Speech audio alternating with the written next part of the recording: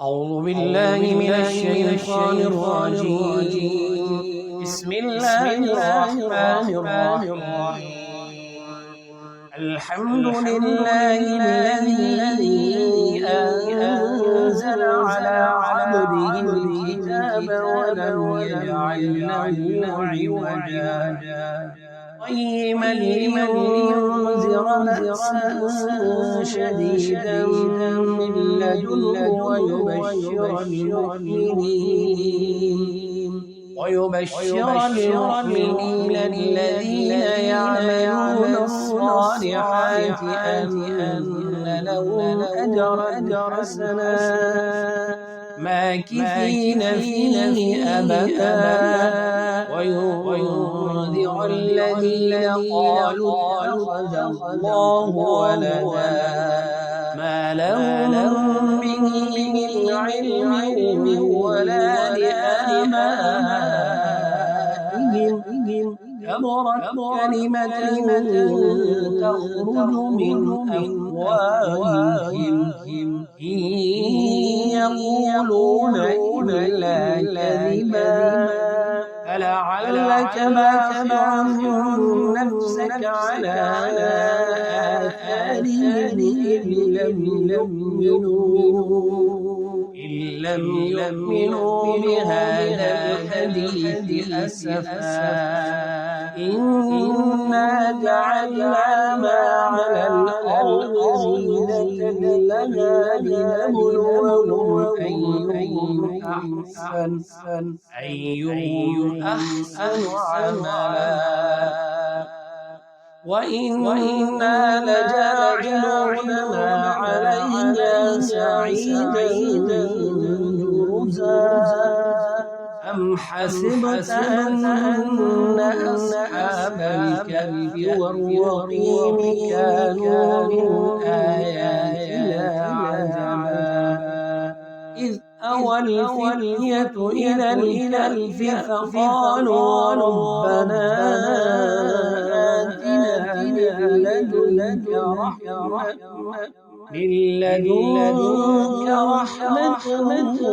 وهيئ لنا من أمرنا رشدا فضربنا على آذانهم في الكهف سنين عددا ثم بعثناهم لنعلم أي الحزبين أحصى لما لبثوا أمدا نحن نقص عليك نبأهم بالحق إنهم فتية آمنوا بربهم وزدناهم هدى وربطنا على قلوبهم إذ قاموا فقالوا ربنا رب السماوات والأرض لن ندعو من دونه إلها لقد قلنا إذا شططا هؤلاء قومنا اتخذوا من دونه آلهة لولا يأتون عليهم بسلطان بين فمن أظلم ممن افترى على الله كذبا وإذ اعتزلتموهم وما يأمرون إلا الله فأتوا إلى الكهف ينشر لكم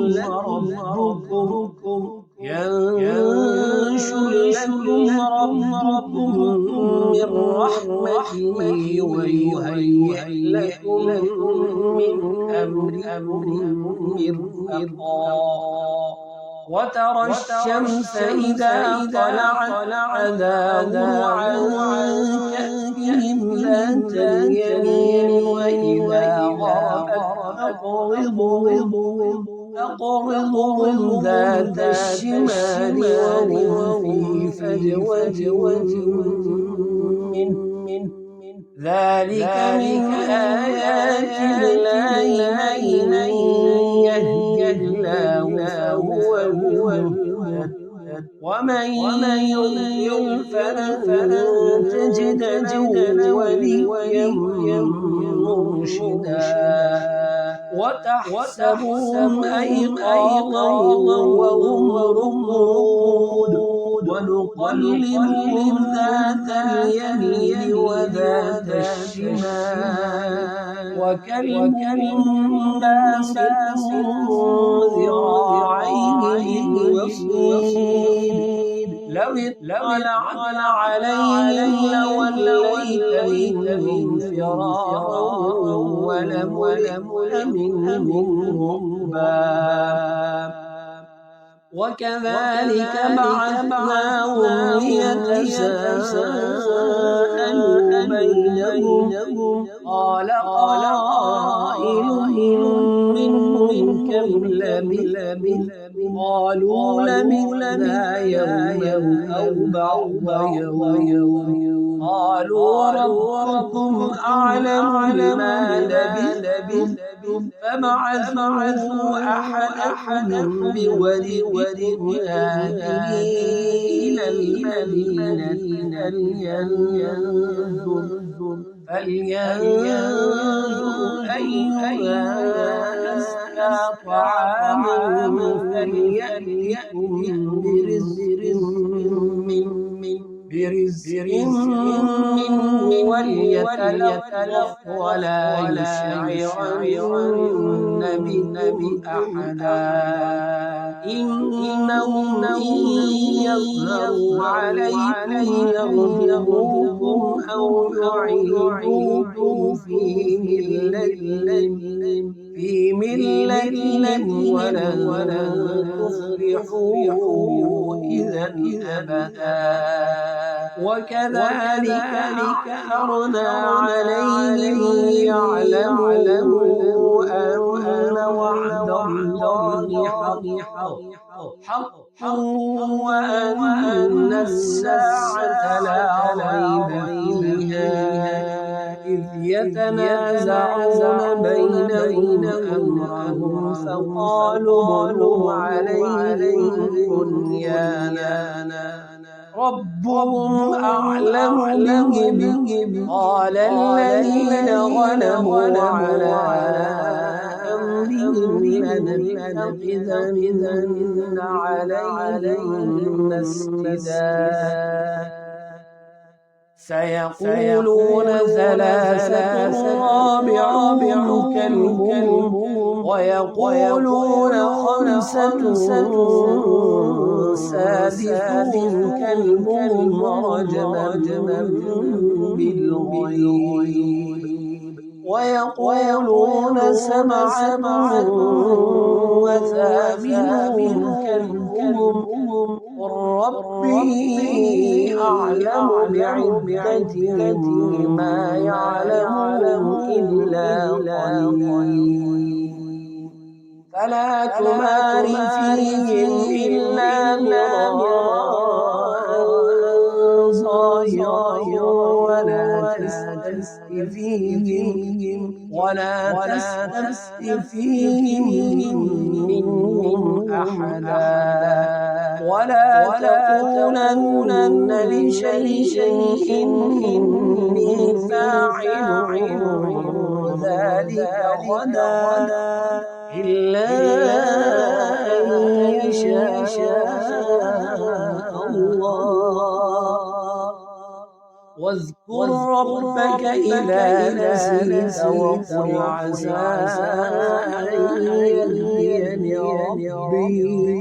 أن يهديني ربي لأقرب من هذا رشدا ولبثوا في كهفهم 300 سنين وازدادوا 9 قل الله أعلم بما لبثوا له غيب السماوات والأرض أبصر به وأسمع ما لهم من دونه من ولي ولي ولا يشرك في حكمه أحدا واتل ما أوحي إليك من كتاب ربك لا مبدل لكلماته ولن تجد من دونه ملتحدا واصبر نفسك مع الذين يدعون ربهم بالغداة والعشي يريدون وجهه ولا تعد عيناك عنهم تريد زينة الحياة الدنيا ولا تطع من أغفلنا قلبه عن ذكرنا واتبع هواه وكان أمره فرطا وقل الحق من ربكم فمن شاء فليؤمن ومن شاء فليكفر إنا أعتدنا للظالمين نارا أحاط بهم سرادقها وإن يستغيثوا يغاثوا بماء كالمهل يشوي الوجوه بئس الشراب وساءت مرتفقا إن الذين آمنوا وعملوا الصالحات إنا لا نضيع أجر من أحسن عملا أولئك لهم جنات عدن تجري من تحتهم الأنهار يحلون فيها من أساور من ذهب ويلبسون ثيابا خضرا من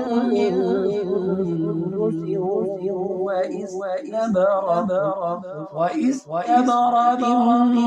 متكئين فيها على الأرائك نعم الثواب وحسنت مرتفقا واضرب لهم مثلا رجلين جعلنا لأحدهما جنتين من أعناب وحفظناهما بنخل وجعلنا بينهما زرعا كلتا الجنتين آتت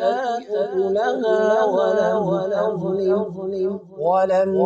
تظلم منه شيئا وفجرنا خلالهما نهرا وكان له ثمر فقال لصاحبه وهو يحاوره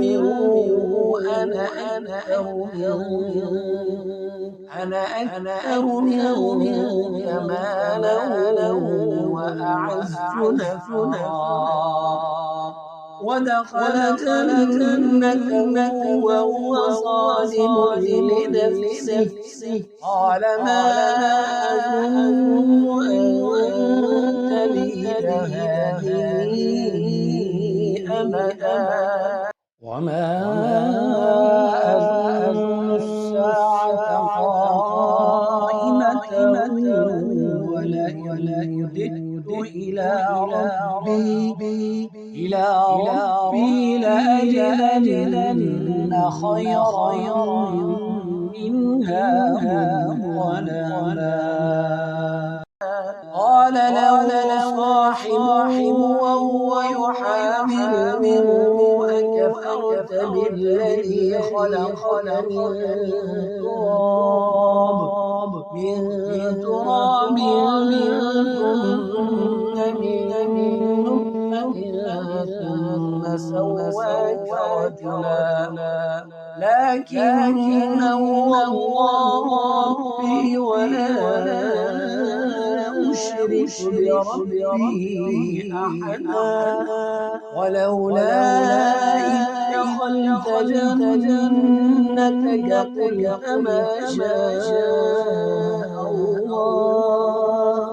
ما شاء الله لا قوة إلا بالله إن ترني أنا أقل منك مالا وولدا فعسى ربي أن يؤتيني خيرا من جنتك ويرسل علينا حسبانا من السماء فتصبح صعيدا زلقا أو يصبح ماؤنا غورا فلن تستطيع له طلبا وأحيط بثمره فأصبح يقلب كفيه على ما أنفق فيها وهي خاوية على عروشها ويقول يا ليتني لم أشرك بربي أحدا ولم تكن له فئة ينصرونه من دون الله وما كان منتصرا هنالك الولاية لله الحق هو خير ثوابا وخير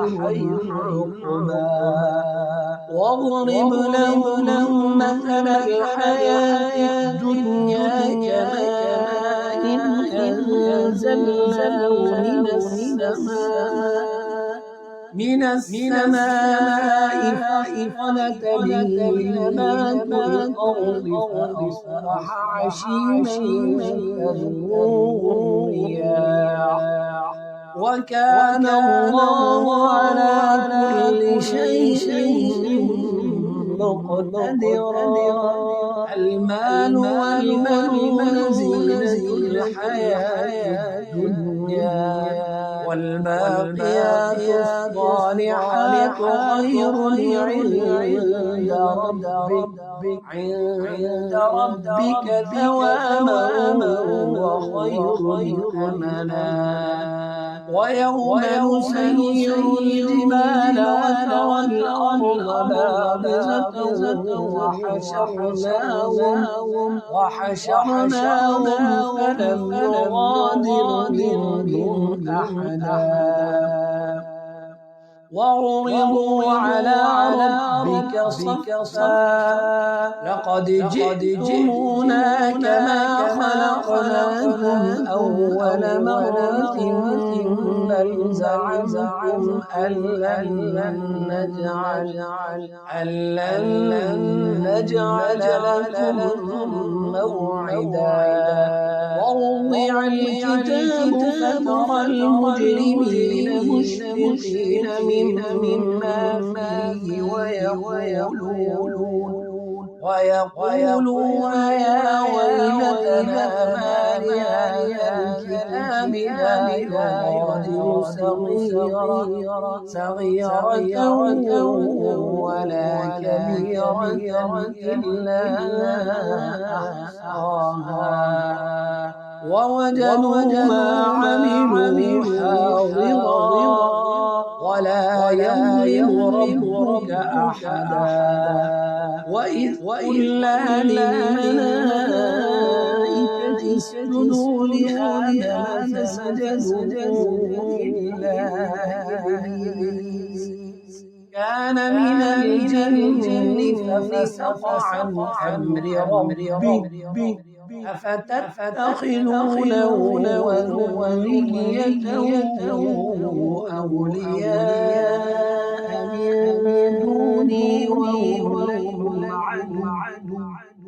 للظالمين بدلا ما أشهدتهم خلق السماوات والأرض ولا خلق أنفسهم وما كنت متخذ المضلين عضدا ويوم يقول نادوا شركائي الذين زعمتم فدعوهم فلم يستجيبوا لهم وجعلنا بينهم موبقا ورأى المجرمون النار فظنوا أنهم مواقعوها ولم يجدوا عنها مصرفا ولقد صرفنا في هذا القرآن للناس من كل مثل وكان الإنسان أكثر شيء جدلا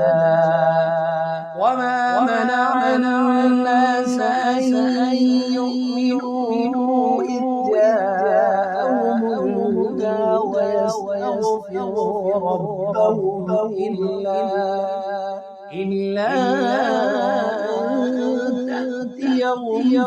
سنة الأولين أو يأتيهم العذاب قبلا وما نرسل المرسلين إلا مبشرين ومنذرين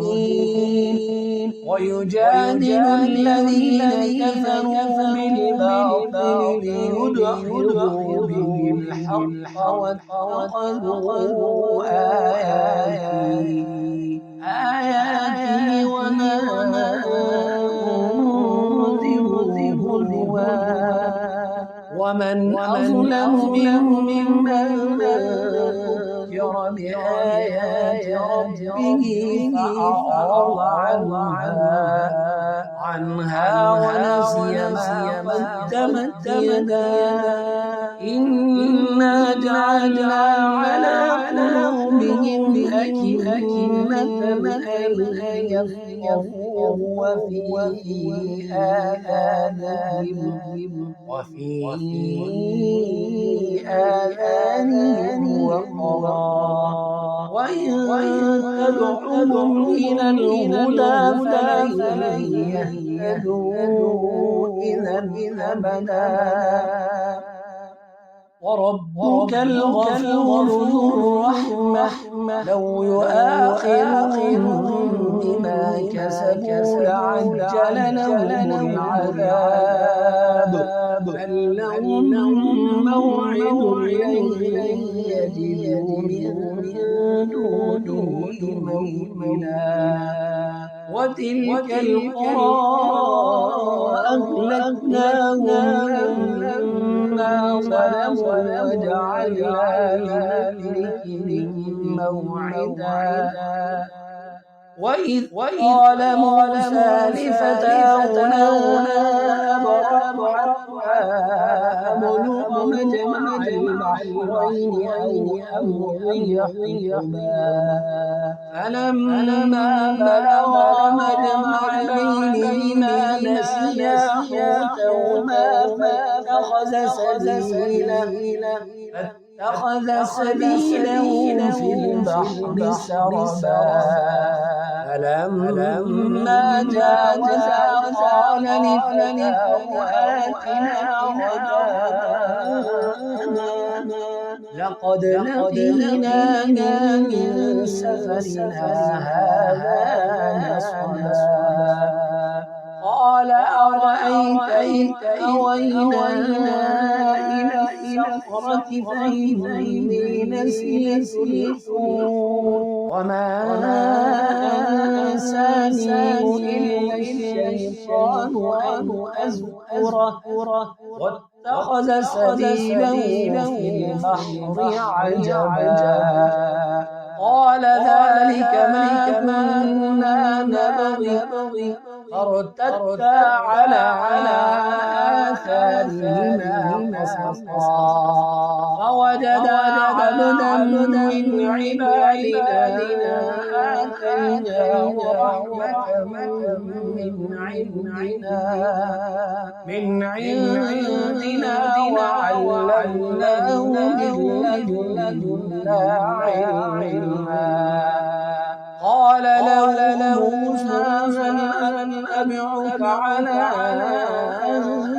تعلمني مما علمت رشدا قال إنك لن تستطيع معي صبرا وكيف تصبر على ما لم تحط به خبرا قال ستجدني إن شاء الله صابرا ولا أعصي لك أمرا قال فإن اتبعتني فلا تسألني عن شيء حتى أحدث لك منه ذكرا فانطلقا حتى إذا ركبا في السفينة خرقها قال أخرقتها لتغرق أهلها لقد جئت شيئا نرا قال ألم أقل إنك لن تستطيع معي صبرا قال لا تؤاخذني بما نسيت ولا ترهقني من أمري عسرا فانطلقا حتى إذا لقيا غلاما فقتله قال أقتلت نفسا زكية بغير نفس لقد جئت شيئا نكرا قال ألم أقل لك إنك لن تستطيع معي صبرا قال إن سألتك عن شيء بعدها فلا تصاحبني قد بلغت من لدني عذرا فانطلقا حتى إذا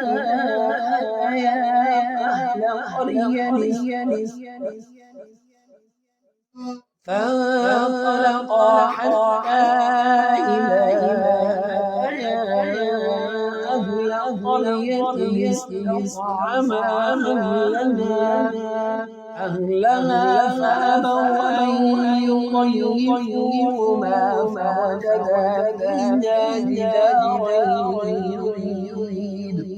يريد أن ينقض فأقامه قال لو شئت لاتخذت عليه أجرا قال هذا فراق بيني وبينك سأنبئك بتأويل ما لم تستطع عليه صبرا أما السفينة فكانت لمساكين يعملون في البحر فأردت أن أعيبها وكان وراءهم ملك يأخذ كل سفينة غصبا وأما الغلام فكان أبواه مؤمنين فخشينا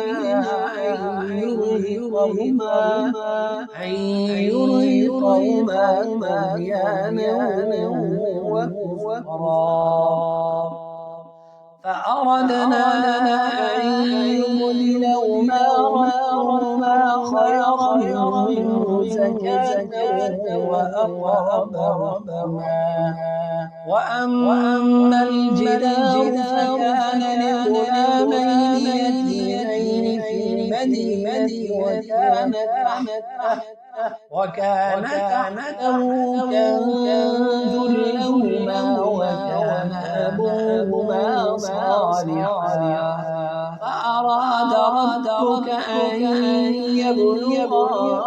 أشدهما ويستخرجا كنزهما رحمة من ربك وما فعلته عن أمري ذلك تأويل ما لم تستطع عليه صبرا ويسألونك عن ذي القرنين قل سأتلو عليكم منه ذكرا إنا مكنا له في الأرض وآتيناه من كل شيء سببا فأتبع سببا حتى إذا بلغ مغرب الشمس وجدها تغرب في عين حمئة ووجد عندها قوما قلنا يا ذا القرنين إما أن تعذب وإما أن تتخذ فيهم حسنا قال أما من ظلم فسوف نعذبه ثم يرد إلى ربه فيعذبه عذابا نكرا وأما من آمن وعمل صالحا فله جزاء الحسنى وسنقول له من أمرنا يسرا ثم أتبع سببا حتى إذا بلغ مطلع الشمس وجدها تطلع على قوم لم نجعل لهم من دونها سترا كذلك وقد أحطنا بما لديه خبرا ثم أتبع سببا حتى إذا بلغ بين السدين وجد من دونهما قوما لا يكادون يفقهون قولا قالوا يا ذا القرنين إن يأجوج ومأجوج مفسدون في الأرض فهل نجعل لك خرجا على أن تجعل بيننا وبينهم سدا قال ما مكنني فيه ربي خير فأعينوني بقوة أجعل بينكم وبينهم ردما آتوني زبر الحديد حتى إذا ساوى بين الصدفين قال حتى إذا جعله نارا قال آتوني أفرغ عليه قطرا فما استطاعوا أن يظهروه وما استطاعوا له نقبا قال هذا رحمة من ربي فإذا جاء وعد ربي جعله دكا وكان وعد ربي حقا وتركنا بعضهم يومئذ يموج في في بعض ونفخ في الصور فجمعناهم جمعا وعرضنا جهنم يومئذ للكافرين عرضا الذين كانت أعينهم في غطاء عن ذكري وكانوا لا يستطيعون سمعا أفحسب الذين كفروا أن يتخذوا عبادي من دوني أولياء إنا أعتدنا جهنم للكافرين نزلا قل هل ننبئكم بالأخسرين أعمالا الذين ضل سعيهم في الحياة الدنيا وهم يحسبون أنهم يحسنون صنعا أولئك الذين كفروا بآيات ربهم ولقائه فحبط أعمالهم فلا نقيم لهم يوم القيامة وزنا ذلك جزاؤهم جهنم بما كفروا واتخذوا آياتي ورسلي هزوا إن الذين آمنوا وعملوا الصالحات كانت لهم جنات الفردوس نزلا خالدين فيها لا يبغون عنها حولا قل لو كان البحر مدادا لكلمات ربي لنفد البحر قبل أن تنفد كلمات ربي ولو جئنا بمثله مددا قل إنما أنا بشر مثلكم يوحى إلي أنما إلهكم إله واحد فمن كان يرجو لقاء ربه فليعمل عملا صالحا ولا يشرك بعبادة ربه أحدا.